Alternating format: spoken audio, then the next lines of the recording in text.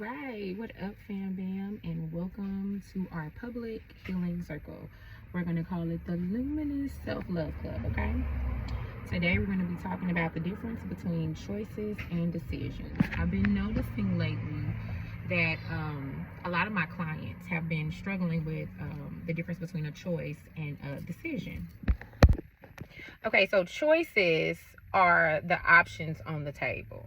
Okay, a decision is the moment you select one and move with it.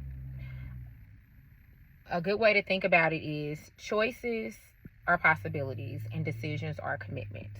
Okay, so I could rest, I could keep working, or I can ask for help. You see how there are multiple options for me because these are choices, right? If I say I'm going to rest for an hour and come back, that is a decision. I took my choices and I decided to commit to one. Okay? So let's take it a little bit deeper. Choices stay in the mind, they're mental. And decisions create direction, they open up a pathway. Okay? So, how do you apply this to your real life today? Look at it like this: you may have many choices, but only a decision can change a plan and put one in motion. You got me? Okay. So let's make this our mantra for this very first healing circle. Choices present themselves, decisions require responsibility. Okay? I'm going to say it again. Choices present themselves, decisions require responsibility. Now, let's pause right here. Let's take this moment to make a list of what we are responsible for. And on the other side of that list, let's talk about all the options we have in connection to that responsibility. I'm going to give you a personal example. I'm a mother of 9. I have a couple different ways I can mother, but the one that I have actually decided to take with and run with is my decision. I could be, and these mothers that I'm going to describe, these are archetypes. There's nothing wrong with being any one of these mothers. These are just examples, but if it hits you and you hollered, I'm going to let you marinate in that, okay? Okay, here we go. So I could be the type of mother that is very authoritative. I'm a drill sergeant. I am whipping you into shape. I only expect perfection. I only receive and acknowledge perfection. I have plans for you to be better than I was, and that's it. My goal is to make you the person that I think you should be to be successful. I may not care about your personal dreams, goals, and aspirations because I've already decided your destiny for you. You're going to be a doctor. And I will not entertain, allow, or receive anything other than steps to get you on that path. I could be that type of mother. Now, that's going to produce a wealthy, successful child on a surface level. But the trauma with those children is also going to be something that they're going to be battling with in their emerging adult and young adult life. Because I have stripped them of choices. Every decision that was made for them, I made it. Now they don't know the difference between choices and decisions, and they won't know what to do with options because they have never had one. When everything is laid out for them, critical thinking is going to be hard because you have trained them to be soldiers with your authority. Authoritative, right? I could be a passive mother, meaning that I want to be your friend. We're doing this journey together. I'm like your cheerleader and your coach. I am never your guide. It's always about what you want, what's best for you, and I'm just going to support you. Now, I'm not going to let you go too far off the rails, but I'm very much so going to be hands off because I want you to be independent. I want you to be a free thinker. That can go two ways depending on the type of child you have. You are going to create a very artistic and free child, but will they have DOC, discipline, order, and consistency? Now that's the question. Are you going to put parameters in there to make sure that they don't go too far? Like if they start something, do they have to finish it? Those are the ones that are going to be multi-talented and creative but can't stick with nothing. And if it comes hard to them, if it is challenging because they're going to be so good at so many things, baby, they're not going to be able to do it. getting a job and keeping a job that they haven't created or they're not interested or passionate in is going to be hard because they had a passive mother. And there's nothing wrong with that.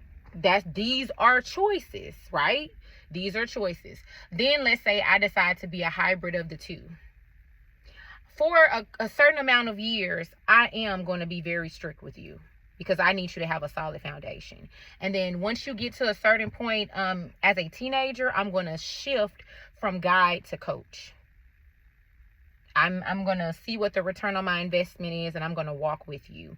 You're going to trust me as not just your parent, but your friend. You're going to know that if you get yourself in a bind, I'm not going to give you the answer, but I'm not going to leave you while you're finding the answer.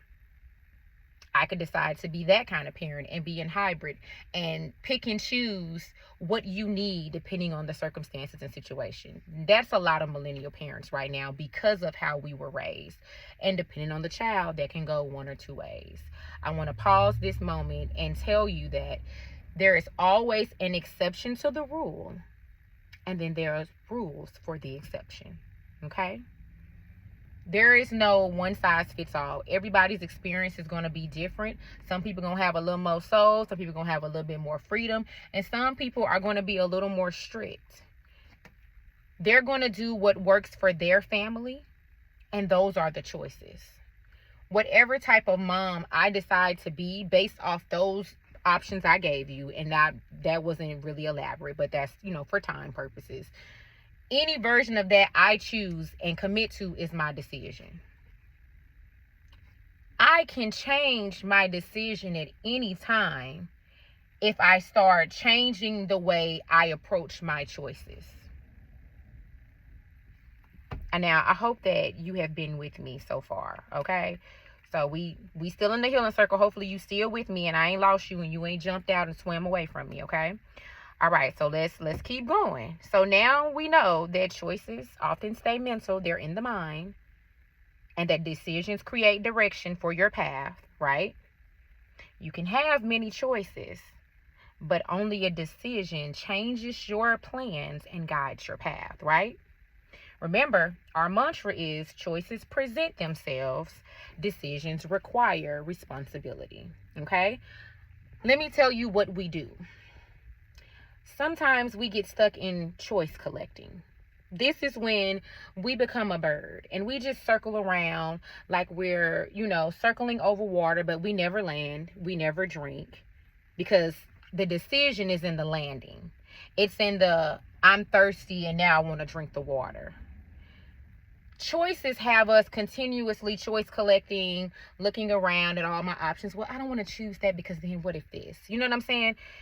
But when you land and you drink, you're saying, yes, I had a whole bunch of choices and I went on and made one. And if this one don't work, I can always take flight again and go back, right? That takes critical thinking, self-awareness, motivation, and support. Whether that's support from yourself or support from other people, that is not easy to do on your own, okay? Because staying committed to something with the way life will do you, what did Molly Music say?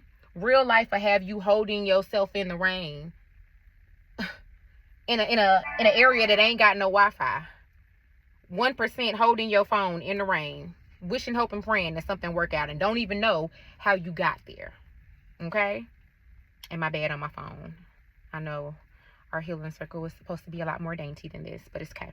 We're just going to work with what we have today. And so I want you to understand that in order to integrate this into yourself and build a living system or a program, you can call it a program that runs in the back of your mind, I want this to be more than just a definition of a choice and a decision for us because we're in this together. Everything that I say to you is to me first. I'm just sharing what I'm learning or what I've learned, right? And so this is how we establish a flow of power by knowing the difference between a choice and a decision and our options, okay? Now, tomorrow, I'm going to come back and we're going to talk about the flow from possibility to reality. That's choices, decisions, actions, and consequences. So stay tuned and welcome to the Healing Circle. I hope that as you join the Luminous Self-Love Club, that we really learn how to deal and love and be with us, because we deserve it. We're always there for everybody else. Let's figure out what being there for us means. Let us not only have common sense and wisdom when we're helping others, but let's keep that in ourselves too when we go through things also. Because what we pray for and hope for and believe in and help others cultivate can also be done for us too. It is time for us as well. It's not just for us to support other people, it's for us to be supported as well by ourselves.